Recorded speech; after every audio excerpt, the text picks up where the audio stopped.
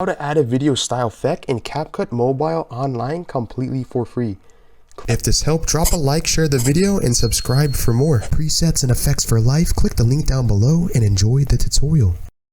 Select your highlight, your video clip, and go to the right and click the option which says Style. Go all the way to the right and the last option which says Video Effects. In this case, we're going to create a clone by clicking the second option, Leave Clone. This to apply and load, and trust me, the before and after is absolutely going to blow your mind, so stay until the very end. Once loaded, this is what we have.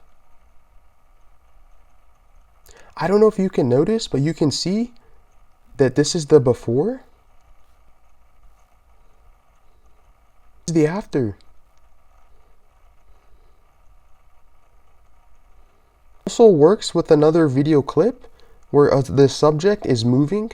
Now let's say we want to apply it here. Again, click and highlight your video clip, scroll to the very right and click Video Effects, and then we're going to click Leave Clone. And this is what we have. Or should I